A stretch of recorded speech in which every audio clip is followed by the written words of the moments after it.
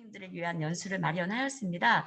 오늘 연수는 우리 충북국제교육원이 지향하는 글로벌 교육, 세계시민 교육을 위한 어떤 역량을 키우는 온라인 연수로 3시부터 서빈 서울 장위초등학교 선생님으로부터 세계시민 교육은 무엇인가, 그리고 내일 아태교육원 지선미 선생님으로부터 세계시민 교육의 현장 적용 사례 실행에 대해서 공부하도록 하겠습니다. 지금 이 자리에 굉장히 많은 분들이 함께하고 계셔서 저도 긴장됐는데요.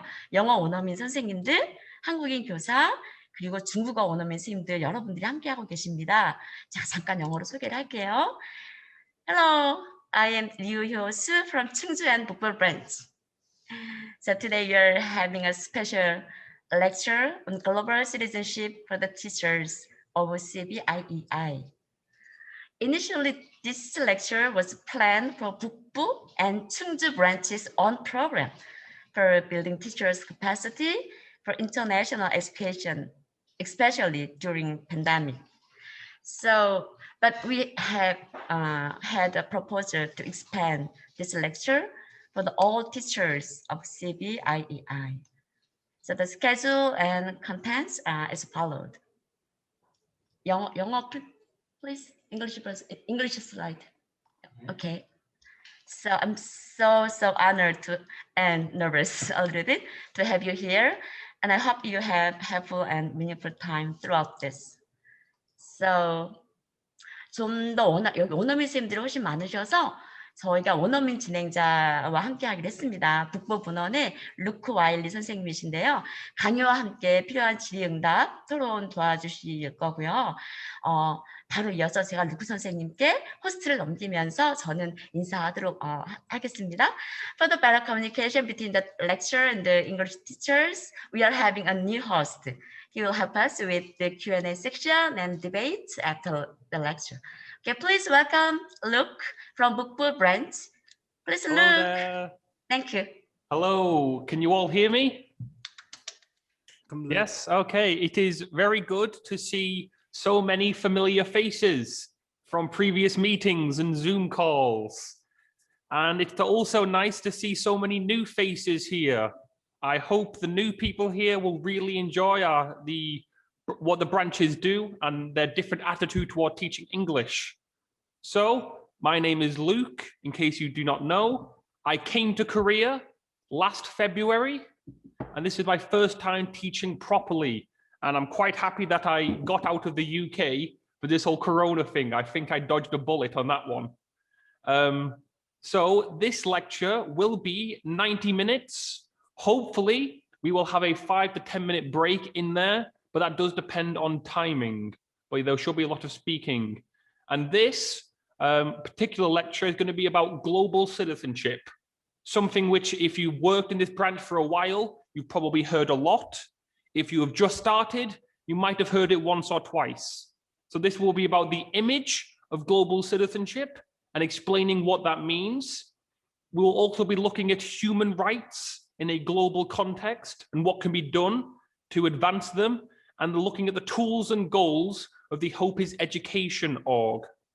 And our lecturer will be Miss So Bin, very, very well qualified. She worked in the Seoul Office of Education. She has just come back from the London Institute of Education, so she was in the UK. She's lectured many teacher training courses and led many workshops like these. And she was the head teacher of the Global Citizenship Leadership Program. And most recently, she was working at Jangwi Elementary School in Seoul. So a round of applause for her. I'm sure she'll be working very, very hard over the next 90 minutes. And like Ryu Hosuk said, at the end of this, if people want to, we can have a small Q&A. I will try and answer any questions I can. So thank you all, everyone. Hello, everyone. Before I start, I think I'm having a problem to share my screen. Oh yeah, now it's working. Can you all see my screen properly? Okay, thank you. All right. let's say hello again. Hello, everyone. 안녕하세요. 반갑습니다. My name is Hopin, which is my Korean name. And yeah, I hope you guys could read my Korean name as they are very easy letters and they are only 2 letters, right? And my English name is Bini Sa, so you can just call me Bini, and just feel free to ask whenever you have any questions. And you can also use the chat board, and I can share that questions at the end of my class. As Luke said, I also got away from the UK last November. Yeah, I did my master's at University College London, and I studied citizenship education. And now I'm working in Seoul Changmi Elementary School. Yeah, as you can see, I'm still working now. I'm on my working hour. Yeah, my background, my office is actually definitely my classroom. And as you all may know, yeah, my students don't come to school these days. Once a week in my class, in my case, they come to school once a week. Yeah, and I always deliver online lectures every day these days. Yeah, and my throat is suffering. Okay, before we start, oh, sorry. I should mention the topic of my lecture. It will be about what is global citizenship education. And just let you know that I'm not the professional. I was a student just like 4 months ago. And yeah, I've been working as a teacher like for 9 years, but I think I'm still learning. So please keep in mind that I'm not the answer. And I just want to share my experience and my knowledge that I have learned from the professors. Yeah. Before we start, I want to just have some fun activities, ice-breaking activity. And this is the same activity with the one that I always use with my students, which is called All Different Names. There is one goal, which is let's make different nicknames all together. There's only one rule, and it is we should make the nicknames differently. All the nicknames should be different. I'll just double check that if you know how to change your names, the first step is just drag your mouse at the bottom. You will see this 2 people icon. I wasn't sure what English language would be shown on this. Yeah. Here, I just put 참가자, and then on the list you will find your name and click it, and click this blue button, 더보기, more, and you can click 이름 바꾸기, and then just type what you want. But I will tell you the category. Yeah, and then just press this 확인, confirm button. For example, if I tell you animals, then you could just type monkeys, rabbit, etc. like that. But there's one rule that you should keep in mind. Every nickname should be different, right? Can we then start? I have a question very quickly. Yeah. Are we just changing our nicknames? Yeah, yourself. Only your nickname. Do not touch other nicknames, please. Only yours. Okay? Yeah. Then let's quickly start. Oh, and let's keep silent. Yeah, let's keep silent. We'll have 2 rounds, but for the first round, let's keep silent. Okay, then I will tell you the first category, which is numbers. From 1 to, how many are we? I guess it would be the top round. 40. Can every staff also participate in, or shall I tell you that you guys are 깍두기?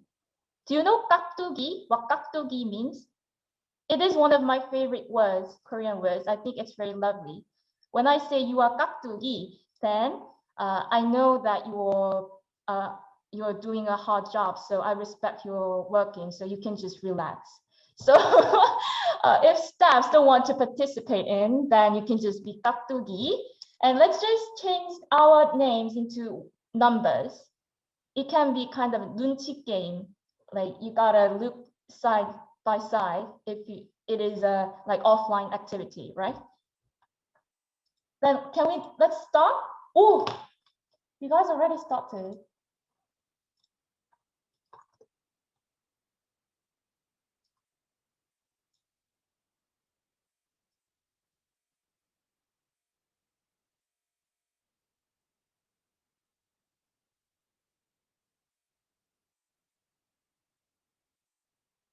Oh, I guess the number should be less than 40 as there are like 40 people.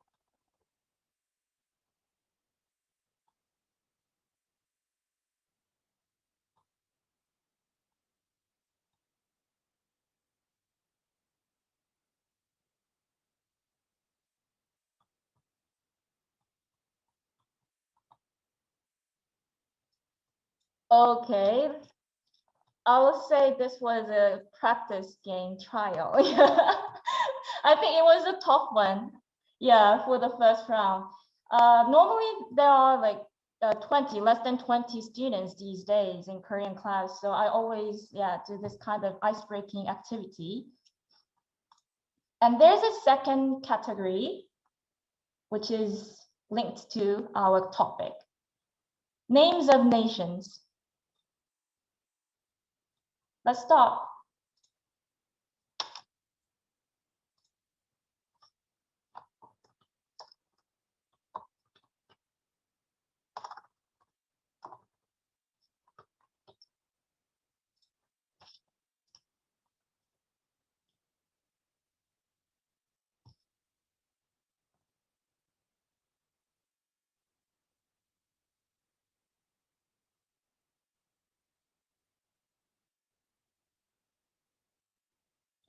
For the second round, I can change the rules so you guys can talk.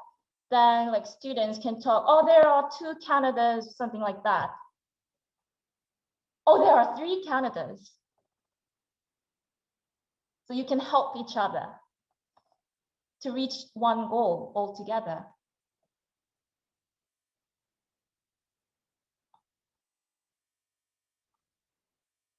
I think I saw 2 Canadas and 2 Japans. Oh, thank you. There are 2 Indias, 2 Chinas.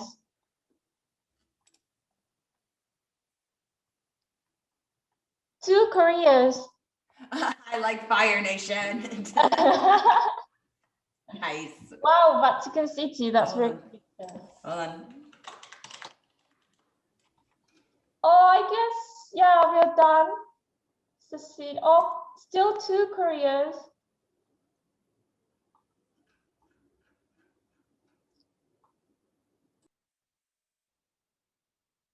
I guess 2 people really like Koreas. Yeah, 2 Koreas. All right. Yeah, like this. Yeah. It was the first ice-breaking activities. If you're interested, you can also try this. Yeah, during your class. And the second activity is a short survey.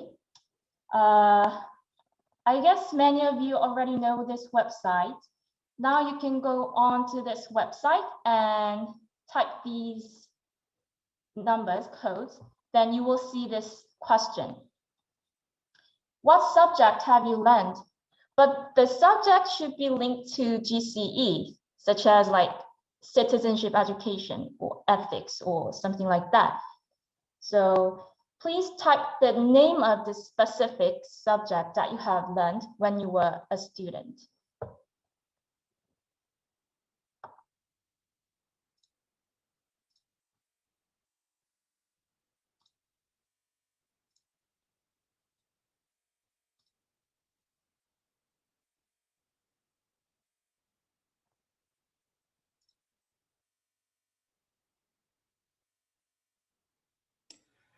Oh, excuse me. Yeah?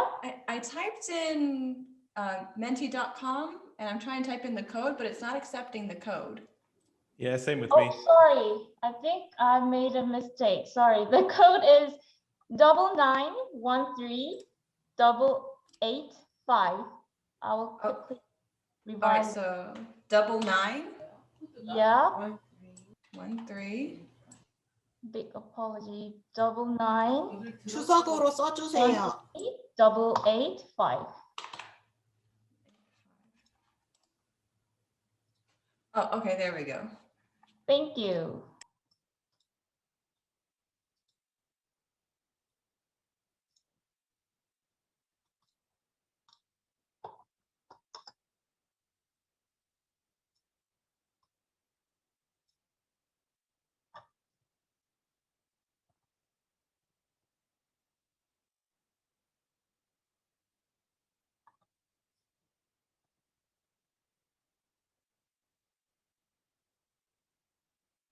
Now we're watching all together the live results.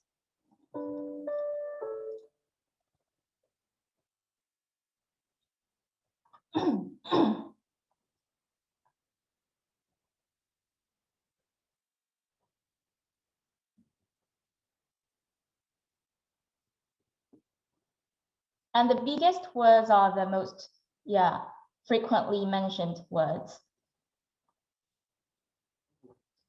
Human rights is the biggest word. Cultural diversity, global warming. Wow, diversity education.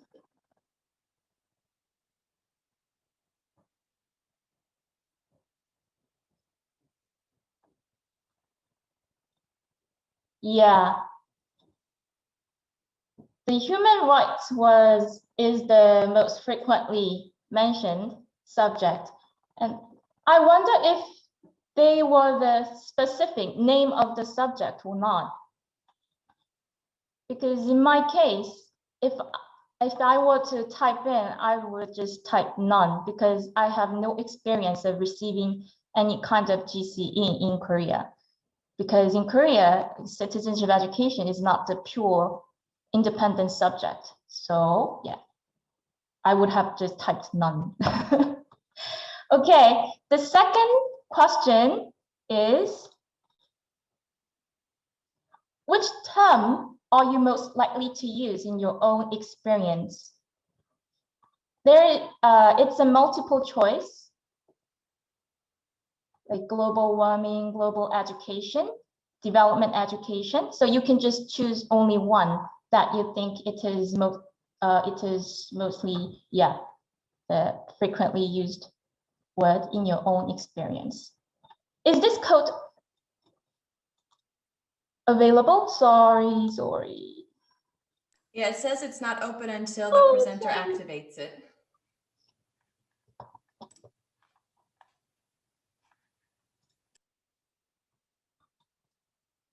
I'm so sorry. I just revised this quickly, just like 10 minutes ago before I start. So I think I made a mistake.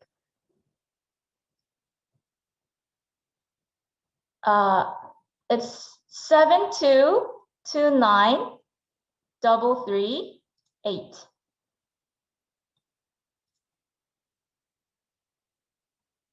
Oh, I think it's correct, but it's not open. Yeah, it says the quiz is not open. Please wait for the presenter to activate it. Activated. Okay.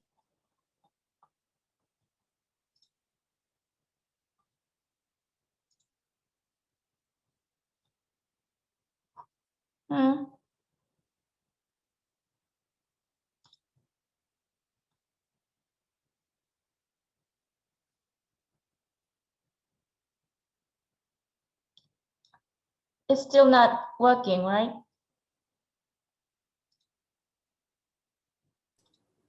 Yeah, it's still not for me. Same here. Sorry, I'm I still think we should just skip this survey. I'm on panic. Sorry. I think I just went through the same step with the previous one, and I have no idea what happened. Okay, anyway, let's just move on to the next slide. Which term are you most likely to use in your own experience? Actually, this question was already taken. This survey was already taken during our university's program online. It's a free online course, and if I have a chance, I will just share that link to you, as it is like widely open throughout the year, and it is a free course. On that survey, most students answer that global education is very familiar, and also GCE and global warming. Yeah, so there is our first topic about the term. And there is a short interview from educators. We're gonna listen to their perspectives on global education.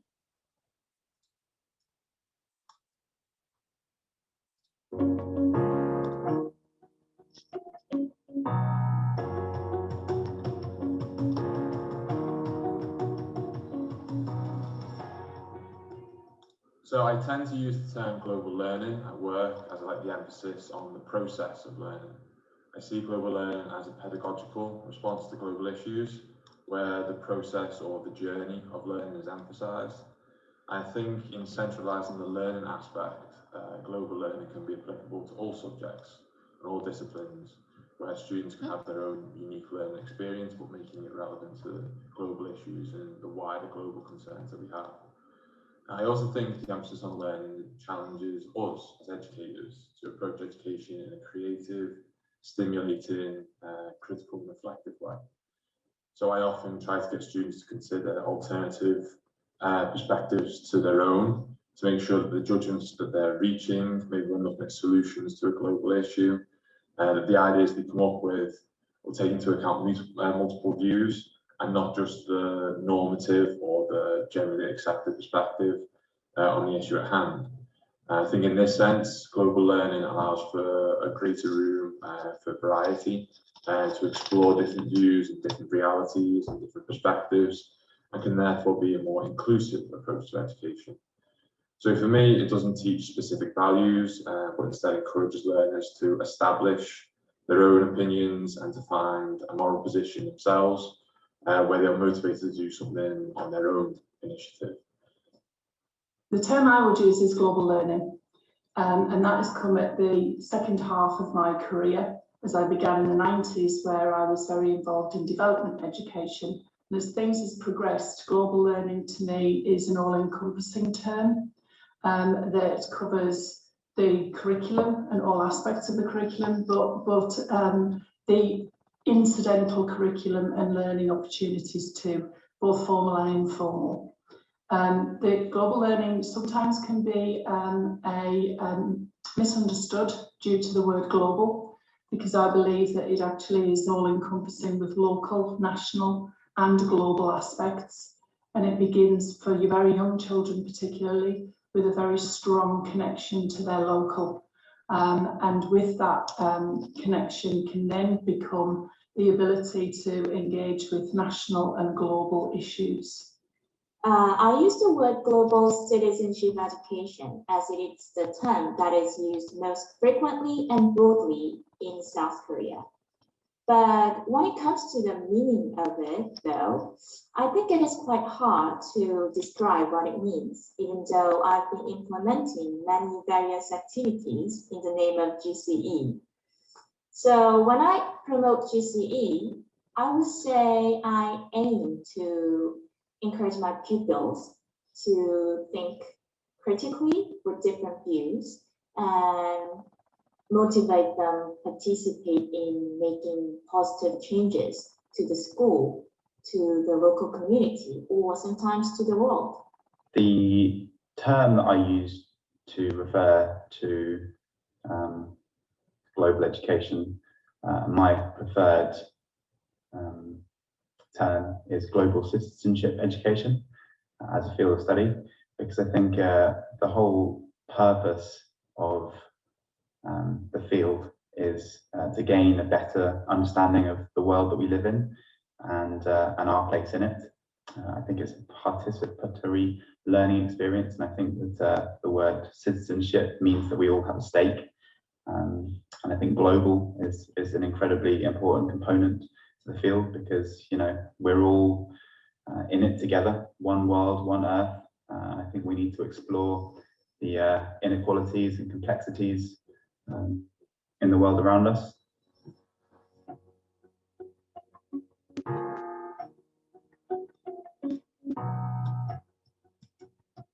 Yeah, this is the end. There's a short quiz. Has anyone found me on the video? Yeah, I was on the video too. I was one of the interviewees, yeah. So my second question is that, can you come up with some similar words that were mentioned, frequently mentioned on the interview in common? You can, yeah, feel free to type or speak up to say that word. I guess some important values, some similar words that have similar values were frequently mentioned among different interviewees. I just wrote down connection, engagement, and I came up with autonomy.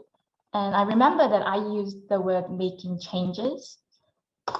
So I came up with these words: right, tolerance, change, solidarity, challenge. Yeah.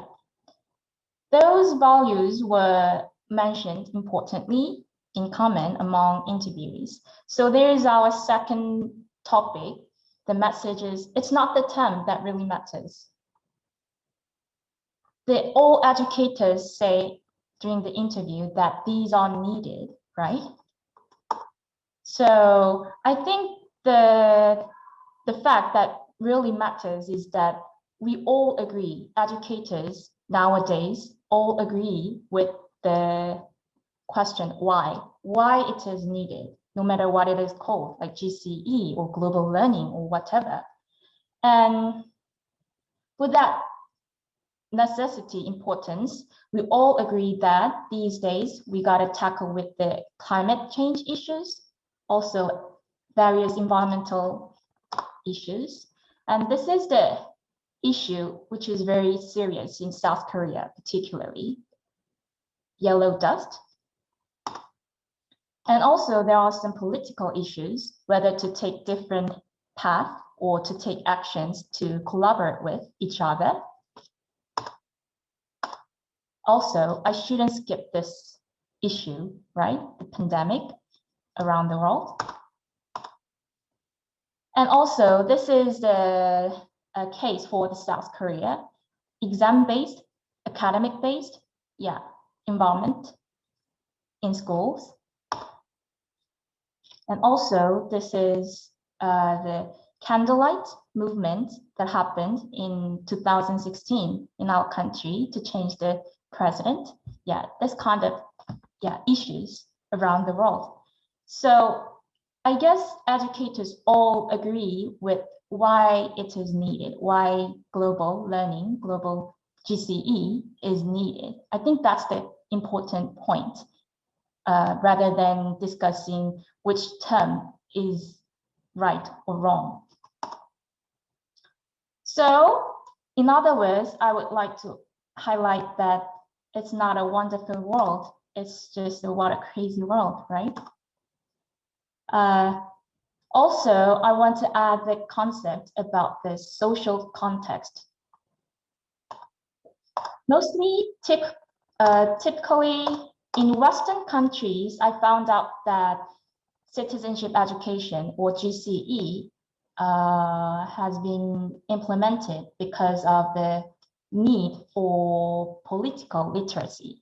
And also, it has extended by including social and moral responsibility and community involvement. I guess this happened because there were social background, social incidents, some events, such as like political apathy or terrorism.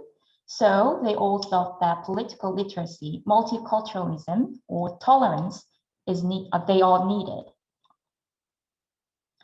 This is the picture that I took when I was staying in London. I was on the bus with my friend and I looked out the window and there was a protest. They were, raising their voice not to wear masks. Can you see this guy? This guy was kept staring at us and just with this motions, take off your mask. Yeah. I thought that wearing mask, this issue is also related to cultural difference, diversity regarding terrorism. So I guess Western people are not used to cover their facial parts, right? But in Korea, we already learned some lessons from the past. We've had some similar diseases, such as virus. I'm not sure what is called in English, but we are already used to covering our masks. Yeah, also the dust, yellow dust. And some K-pop stars just wear masks for their wanted to use it as a fashion item, right? So I guess it was kind of cultural, different. Western people are very offended, right? Feel horrified when, face the people wearing masks. So I guess it took some time to feel those people get used to wearing masks, and this kind of event also happened.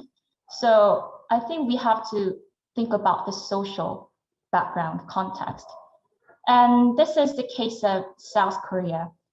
I already mentioned that there is no specific pure subject name in the name of citizenship education or GCE, but it is already embedded in the national curriculum. For example, for those who are familiar with Koreans, there is a 인간상, 홍익인간, 널리 인간을 이롭게 하다. It's also related to the core concepts of global learning, citizenship education.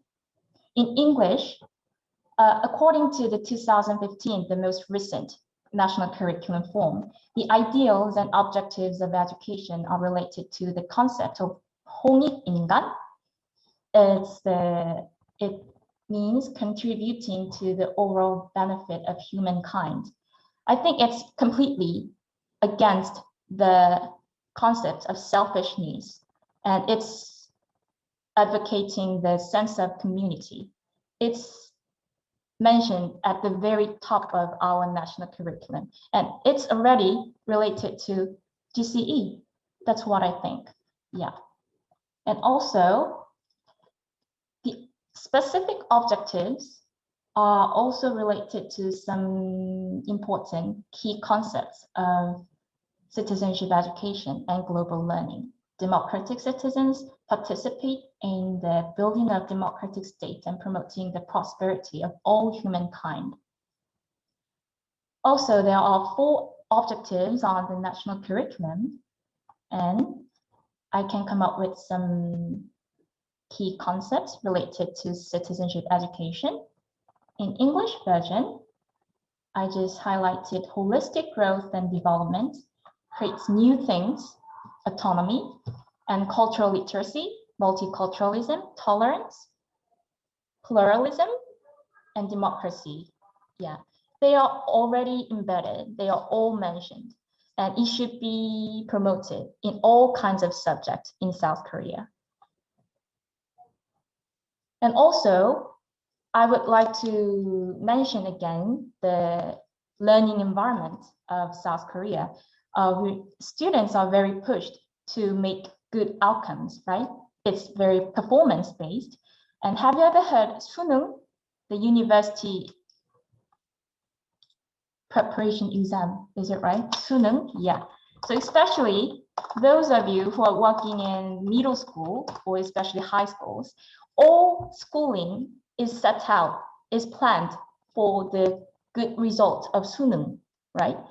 In this case, it's very hard to promote GCE in the classroom. That's what I feel. I don't want to give them another task. I don't want to push them. I don't want to rush them.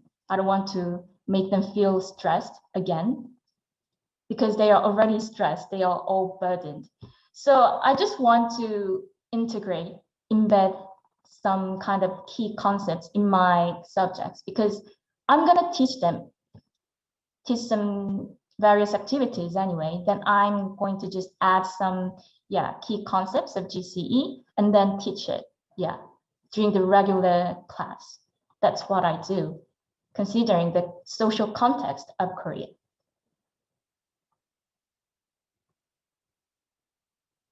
And the next topic is, what is GCE?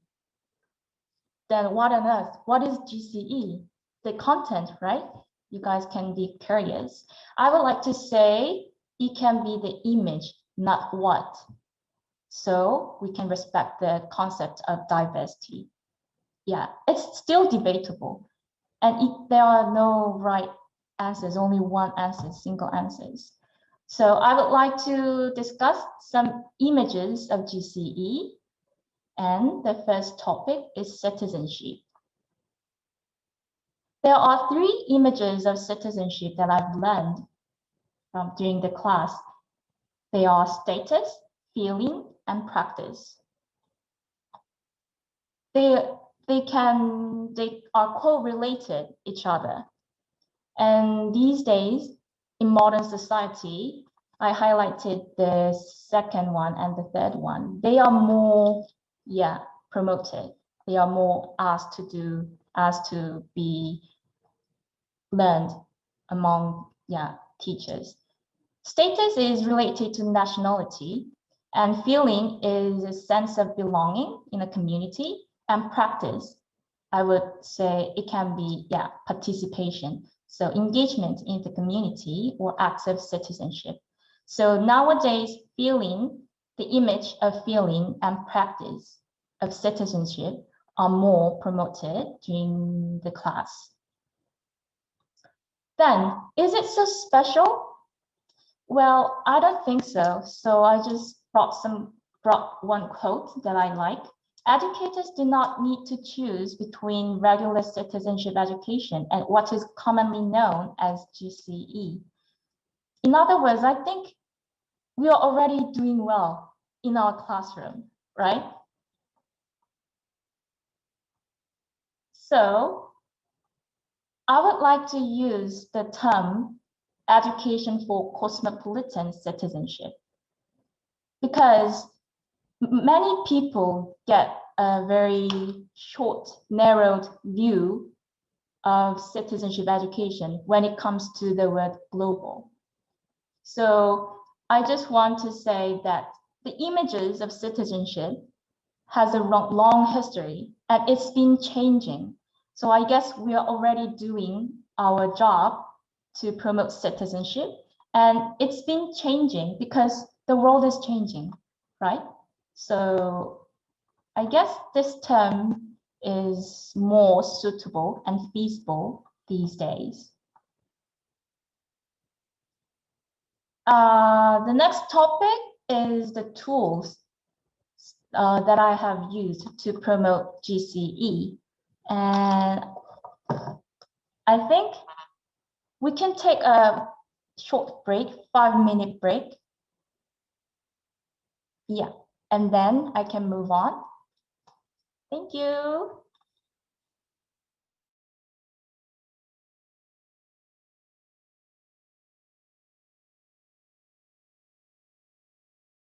Okay, can we start again? Yeah, if you're ready, you can just turn on the video, your camera, so I can check if everyone is ready.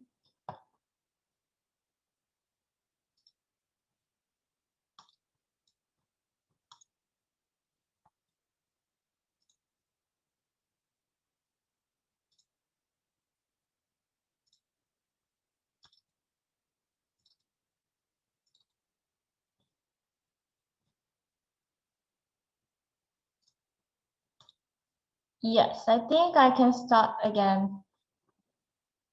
Yeah.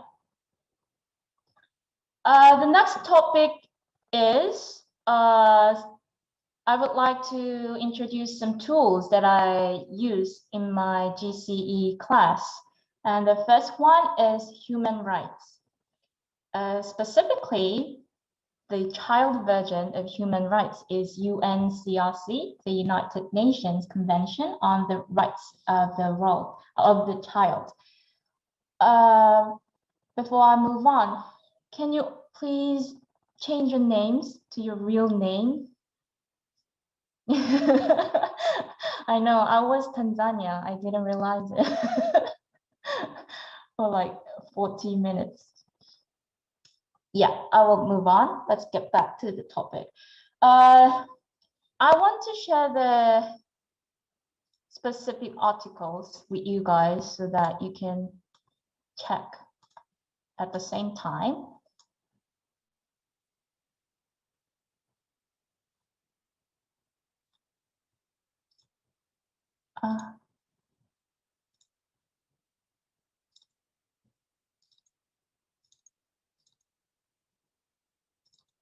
Here is an English version, and this is a Korean version.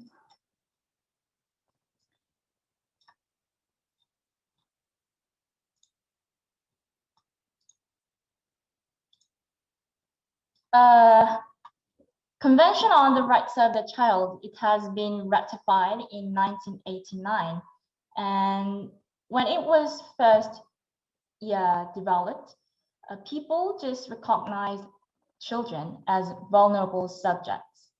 And they just treated them as citizens in waiting. But these days, they treat children as fellow citizens. And among 3 categories of articles, the third one, participation, is being highlighted the most. Yeah, so it addresses participation rights as well as protection and provision. I think it developed in the similar way with the images of citizenship. So that's why I like to use the human rights as tools of my GCE class.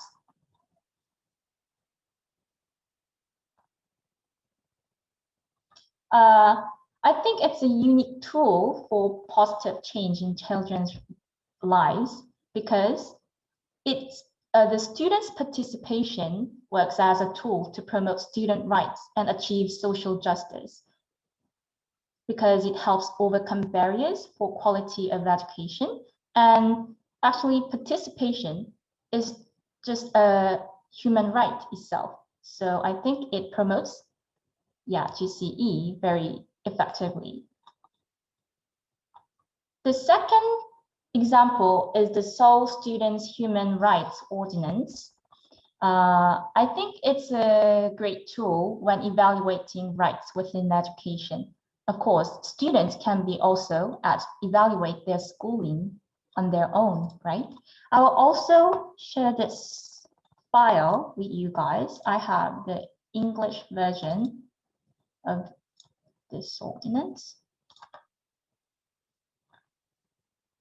And the size is quite large. Oh, sorry.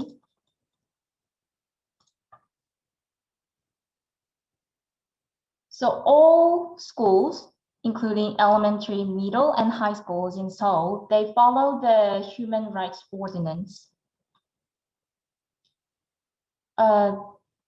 I think this kind of evaluation guideline raises challenging questions about adult-child power relationships and about the role of schools in teaching for democratic citizenship. To be more specific, I would like to mention some specific articles of Seoul Students' Human Rights Ordinance. The third one is related to students' appearance outlooks. I have a very relevant experience because when I was young, I didn't have a choice. I had to wear the skirt. But nowadays in Korea, girls can also wear pants. They can have a choice whether to wear skirts and pants. And also they can just wear the school gym clothes. when heading to school, right? It was not allowed when I was young, but now, thanks to this ordinance, yeah, they get more autonomy, they get, yeah, more freedom. Also, Article 20, it's highlighting the participation of students. In my case, when I was working in the previous elementary school, we had the chance to renovate the old style of school bathrooms. In the process of making decisions, we encouraged the students to participate in the decision making. So they were fully engaged with the process of decision making. So they did research studies and delivered speeches to choose the right design and gained some feedback from the managers and engineers as well. So they actually made the choices and they made the outcome, and they could actually see, right, the new renovated, newly fashioned like bathroom. So they feel like they have the rights, they get the autonomy. So I felt that, yeah, some feasible, palpable changes, I could see them thanks to this ordinance. Also, I want to share this video. It's related to human rights sensitivity. So whenever I organize my lesson plan, I always try to be careful, pay attention to, develop my sensitivity. It's about the charity theater and poverty porno. I can share the link, YouTube.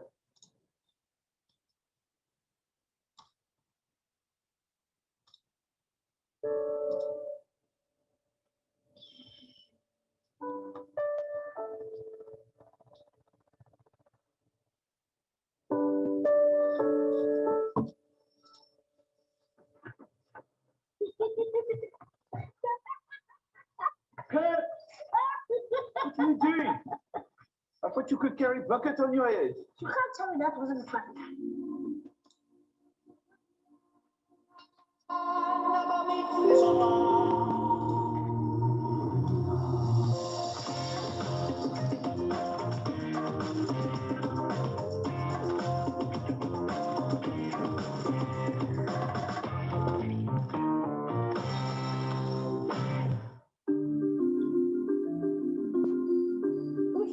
Letters from overseas coming out to Africa, I'm the first person they call.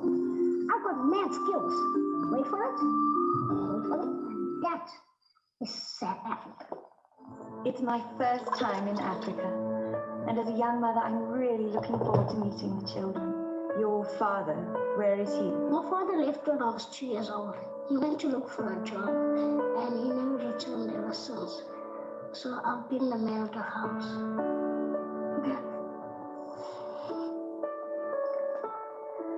Is this your first charity appeal? Good. Michelle, you must stick to the script. So, Michael, where is your father now? My father left when I was 2 years old.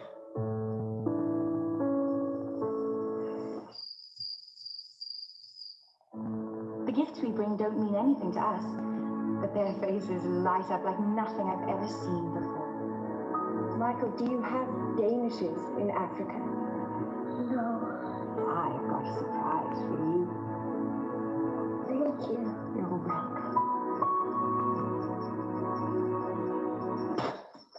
Tastes like shit. Celebrities always give me these crappy presents. They have so little, yet they smile.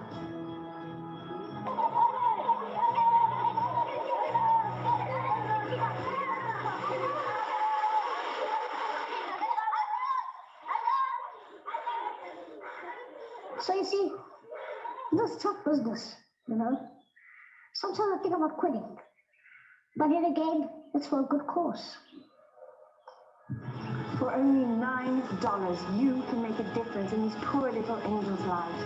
So please reach into your heart and dig into your pockets, and together we can save Africa.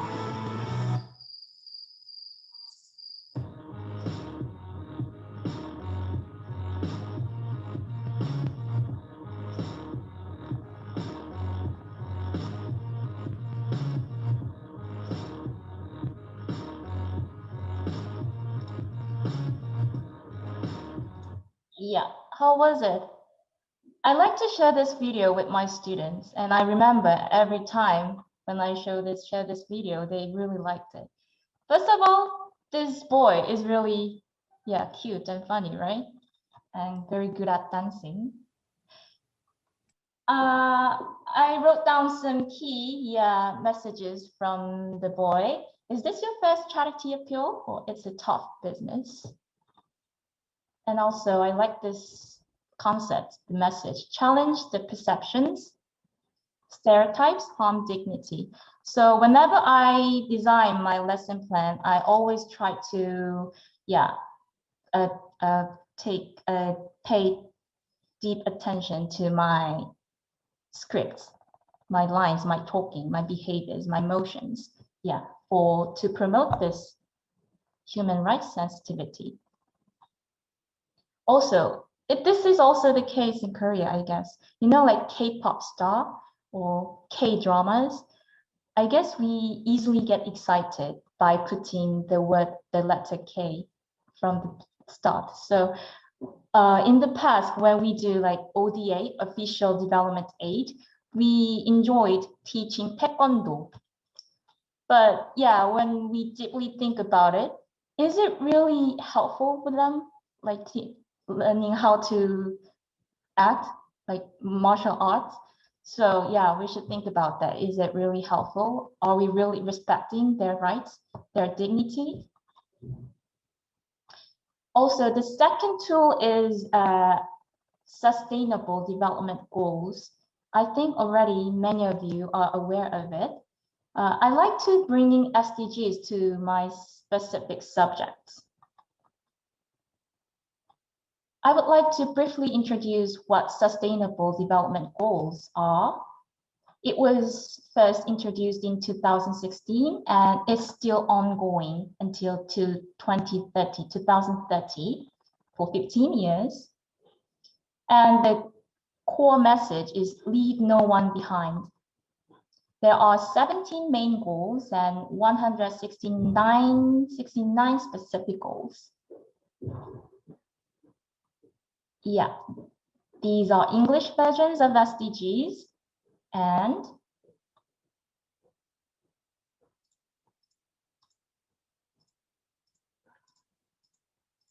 they are Korean versions. There are 17 goals.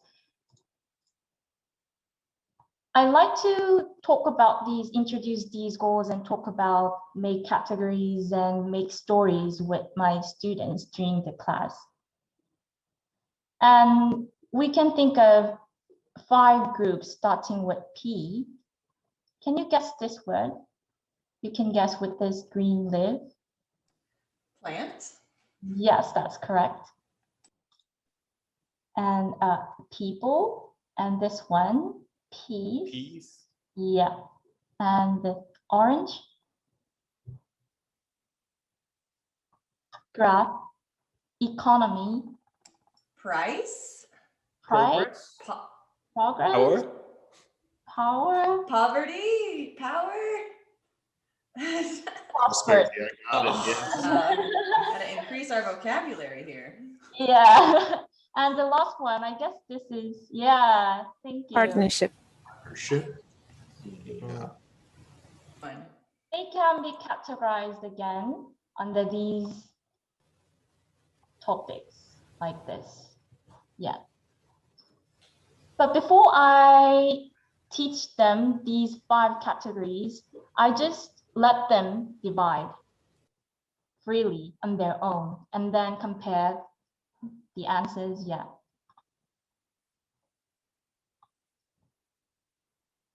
There is an old version of SDG as well, which is called MDG.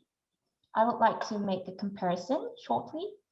MDGs was developed in 2001, and it is mainly developed in developing countries, and it's mainly supported by the government or UN.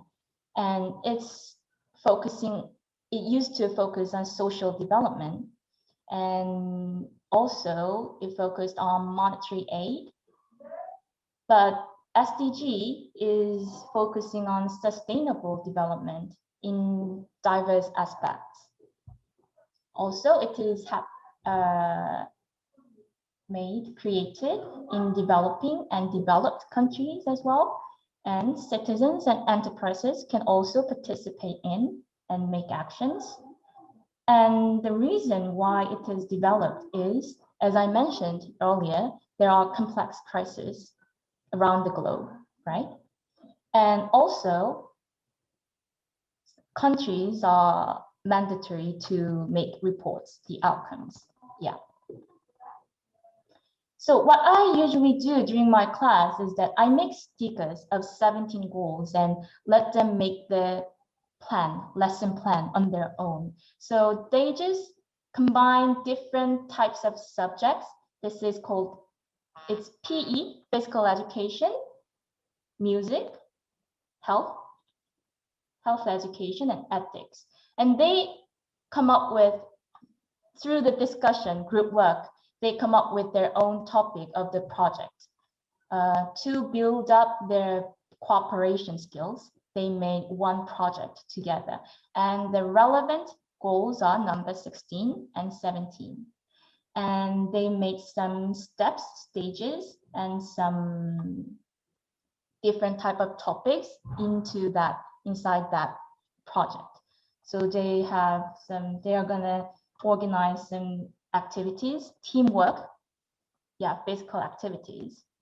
And they share some feedbacks, and they make their team song together, group song, to promote their belongings, something like that.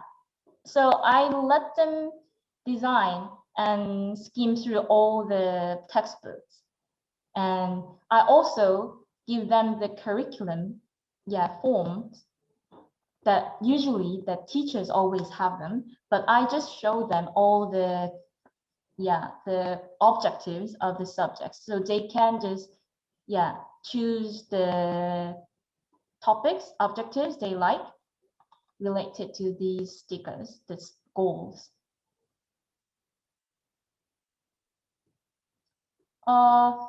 When I was 2 years ago, I guess, in elementary school, there's a homeroom teacher and a subject teacher. And 2 years ago, I used to teach home economics as a subject teacher. And for the whole year, 1 year, I had kind of a project activities during my home economics class. And at the end, I gave them the prize gifts because they had to collect the stickers, 17 SDG goals during the whole year. And then the greatest number, who got the greatest number, they get the first chance to pick the prize. And there are this is the list of the prize. I will tell you guys in English. For example, fair trade football, soccer ball, fair trade hot chocolate, and also hand cream from the cosmetic company advocating against the animal testing. Something like that. Eco-friendly ones. And also the eco-friendly items, toothbrush made with bamboos. Like straw, sustainable straw, something like that. So these are all related. The gifts are all related to the topics that we learned together during the whole year. So I made this kind of project using SDGs. And the third tool is the local community. I really like to cooperate with the local community. For example, I used a charity shop in our local town. So we learned about some minimal life and how to recycle and how to minimize using some wastes. So we had our special booth, and children also had a took an interview from the workers, and they can also browse, they can visit the charity shop and see how the consumers are interested in their items. So they felt really excited. Also, I have the real one. Can you guess what this is? This little ring. I don't remember the names of those, but I saw a lot of them when I was younger. Oh, really? Yes, they're very popular during my early teens, or roughly like just that age range. A lot of my friends were making these. Actually, it's from the socks. When you make socks, it happens. It's just a waste, but there was a social enterprise in our local community, so making upcycling items using this waste. So I always, I like to make some, crafts, do some activities with my children like this. So they can make coasters like this, and also they can make some clothes for trees in winter. And for door handles, they can make it bigger. So they can actually take actions, in the neighborhood, in the schools. The last one is a yellow carpet project for children. This event was made with the collaboration with the local government and the local company working for the human rights, especially for children. They made the yellow carpet at the crosswalk for children. So especially at the right corner of the school, so they can, be respected among the drivers.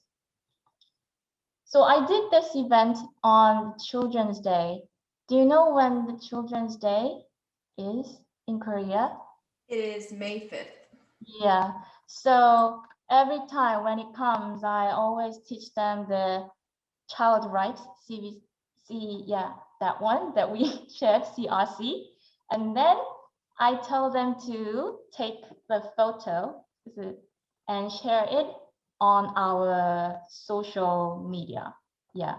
In Korea, it's very common to share the social media on the online platform in one classroom, because we are very, gathered the homeroom classroom system in elementary school. So we actively participate in online platforms. So I told them to, celebrate their day on Children's Day. They learned about children's rights, and they took the photo together, and they uploaded on our community. I miss them. It's 5 years ago.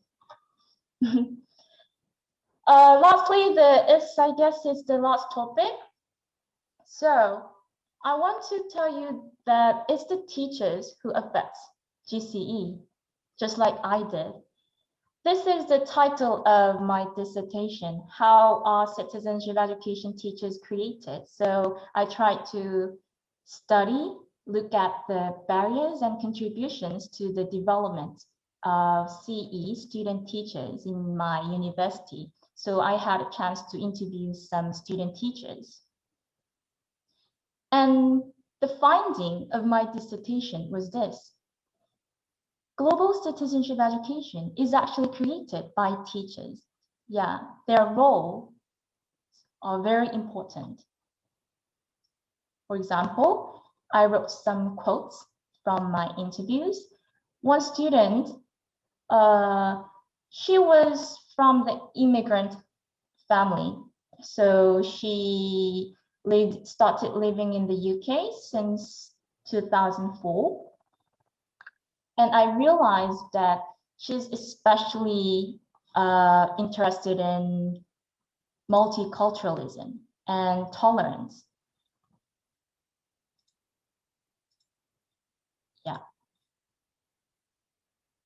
And also, this student, had a previous career in Amnesty, the human rights, promoting human rights, the NGO. So I found out that her great motives to become a citizenship teacher is affected by his previous career, and also his more focusing on human rights and minorities. And he strongly believes that they can make changes. And also he liked to promote some activities by inviting his previous co-workers from Amnesty. So, you know, like something like writing letters to the people in jail, like that. So as a result, I came up with this idea. GCE is created by teachers, and so they make it with their own story. That was my finding of my dissertation. Yes, it's a wrap-up time. I would like to say that now it's your turn. And this is the very final line of my dissertation. And this is my favorite line of my favorite book. Good teaching comes from good people. And this is my favorite proverb. He who learns teaches.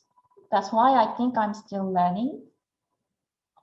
And actually, this is the very new picture.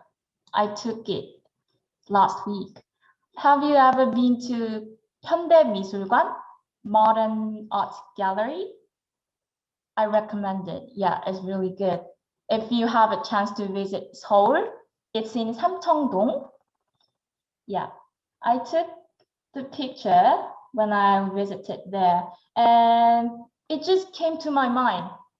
And I don't know, it's my instinct. I just thought that it's also linked to GCE.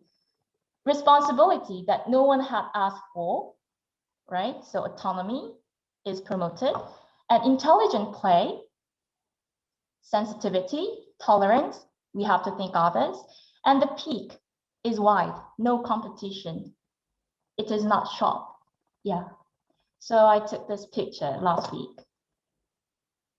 Yeah, I think it's time to wrap up. Thank you for listening to my lecture, my experience. Oh, and if you are interested, I would like to share the online course that I mentioned during my lecture. I will share it on, yeah. And it will be fun to find me on the video. I sometimes, I frequently will be shown up.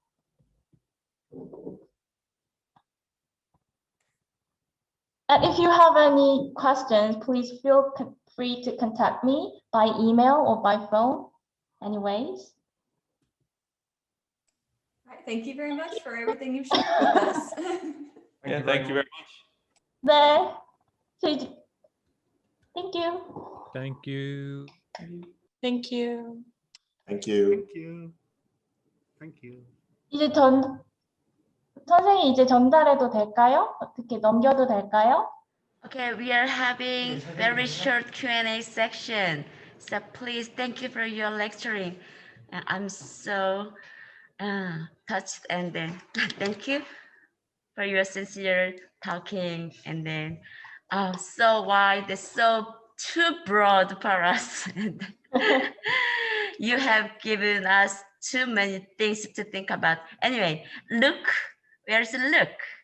Yeah, he's Hello. hosting It's our Q&A section. So yes, I'm apparently in charge of the Q&A. So if anyone has any questions, you can just ask me now if you'd like to.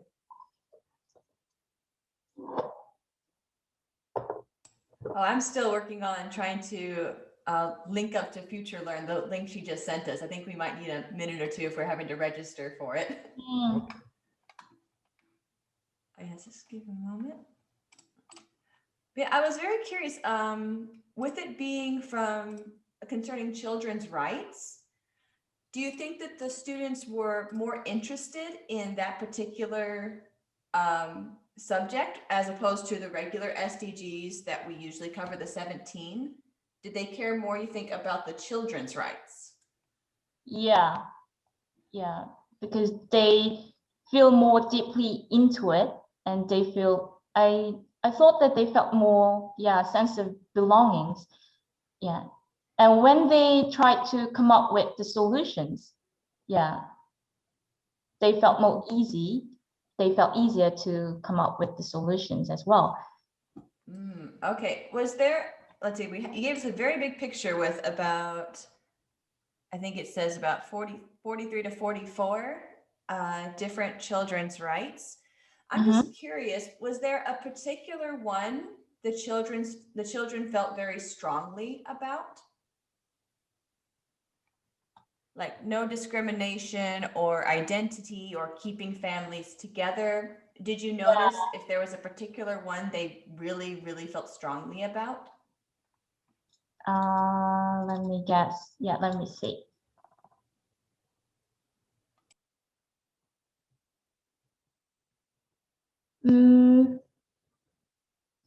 I think the number 2, no discrimination, was a hot issue, as the gender issue is quite a very hot trend among especially like old 6th graders, 13 years old, children.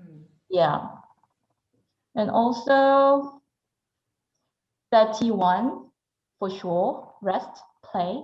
They always ask for free time.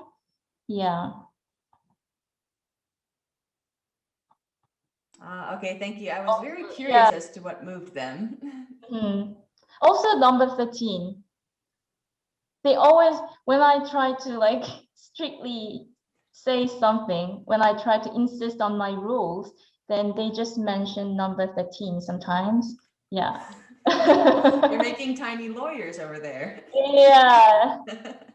Sometimes they make me regret. And also number 16. The personal, protection of, I know a lot of young girls, whenever we would have them try and speak freely about topics they wanted to speak about, they were very concerned about a lot of the secret camera things that were happening in Korea, especially towards young girls. That's why there was, I guess, a lot of talk about gender equality or anti-discrimination against them, and also protection of privacy. A lot of girls felt very strongly about that. Because of the social situation happening in Korea, repeatedly. So I guess every children are very vigilant about this issue.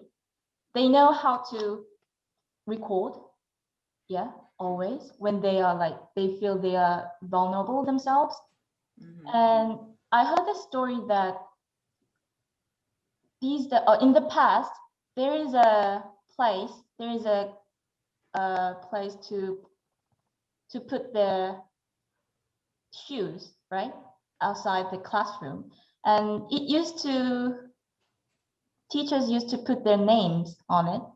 But I heard that some children made actions for that, because anybody can see who is in which classroom, right? So nowadays, we just put the numbers. And when it comes to the gender issue, we have the numbers, right, for our like admin stuff, right? We give them numbers. In the past, we had the boys started with number 1 always, and girls always had to start with 51. It's just for adults, like half of 100. So if the new boy student comes, they just start with like number 12, number 13. And then when the new girl comes, then she gets 62 or 63. But now they just are mixed, no matter which gender they have. It's just alphabetical order, Canada. Yeah, kids will notice if they feel like there's an imbalance, I think. They will notice all those small things that you as an adult will not pick up on. Yeah.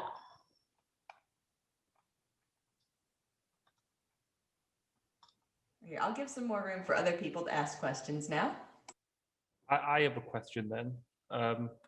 Do you think, and also to any other Korean teachers who would like to also answer, do you think Korea of 2021 is a multicultural and inclusive country? You mean this year? Yeah, this year or maybe last year, just recent Korea. Would you consider Korea to be a multicultural and inclusive country? Inclusive country. I would say it's becoming a multicultural country, but I'm still doubtful about inclusive one. Mm-hmm. Okay. Yeah. Because in my case, in our school, there are lots of foreign students from different countries, especially from China, Philippines, and Mongolia. But yeah, I think they are still excluded. They don't feel much sense of belonging. So I think I need more. Yeah, they need more support. And actually, it's my job. Yeah, I'm in that department. I'm the head teacher of that department. Yeah, I'm also stressful with that.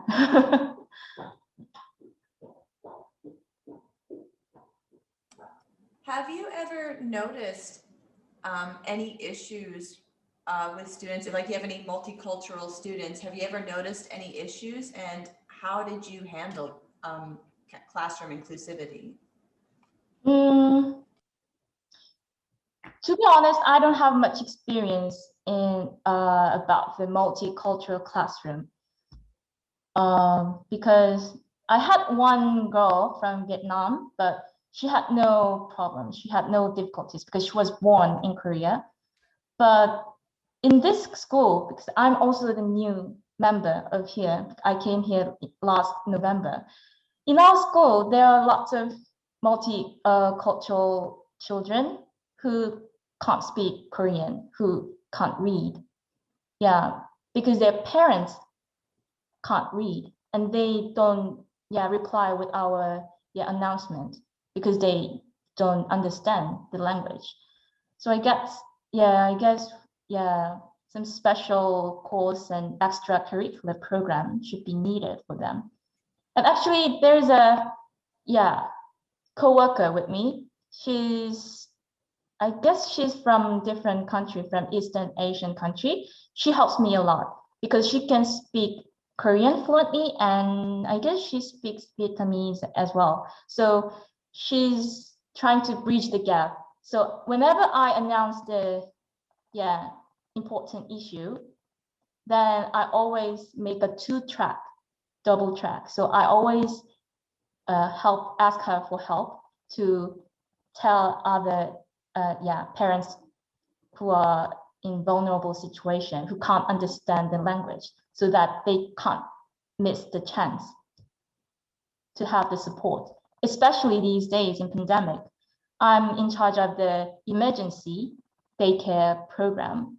So those who cannot take online classes at home because they don't have the proper device, then they come to school. But when they can't understand the language, then they just lose the chance, right? They can tick the box. Yes, I want to participate in that program. They can't do that. So I always keep in mind that they need to have that opportunity at the same level.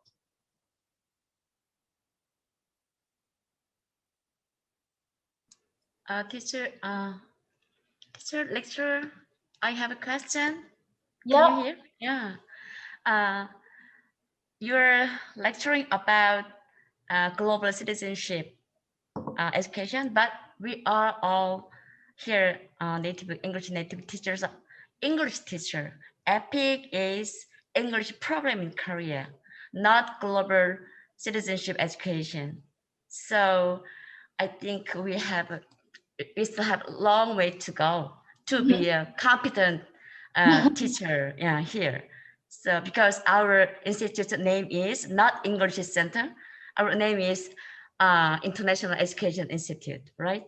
So of course, we have another plan, another lecture tomorrow for our practicing and then adaptation in with our lesson plan. But however, I'm really curious about how the teachers here can make some lesson plan to come through the global education, global citizenship education or international education kind of thing. Very easy way. Do you have any recommendation or for the teachers? Can help the teachers to do something in their classroom? Firstly, I would like to say that all foreigners, all of you guys are very welcomed by our students, right? Yeah, I think everyone would feel that. They are very interested in you guys, where you're from, and yeah, what your hobbies are, like something like that. Especially like young kids in my school, elementary level. So I guess, yeah, they would feel very positive, whatever you do during your class. And using a different language can be a very, effective tool when delivering the lecture. Just in an easy and simple way, you can just have one class for the motivation during the start of the school year. Yeah, so you can design a lesson plan about your country, your cultural, places, monuments, something like that.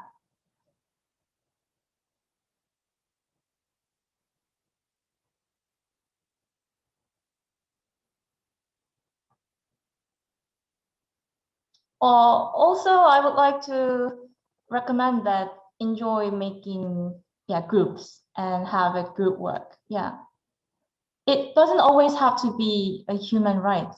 It doesn't always have to be like the mentioning the people abroad, right?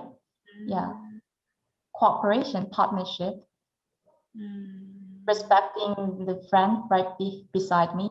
Yeah. Okay. The more we have learned, we listened, the more I feel difficult. Okay, look, please. Okay, so that will be the end of it. So tomorrow at, I believe the time is 2:30 tomorrow, we will have a talk on global citizenship application and practice, I believe, by Miss Ji Son Mi. So I'll look forward to that. But for today, if everyone could just give a round of applause both to that current lecturer, Vinny. Thank you, Benny. Thank you. And also Thank you. all of the hard work by Mrs. Ri Hyosuk, who has helped set all this up. Okay, I have a suggestion before we leave. How about taking a group photo with Binny? Okay. I will capture our screen. Okay, ready? We have two screens. Okay.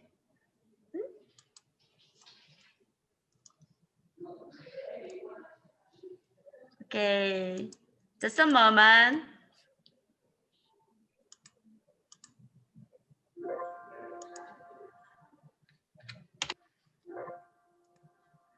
Okay, one more time. The second, okay, ready? Go.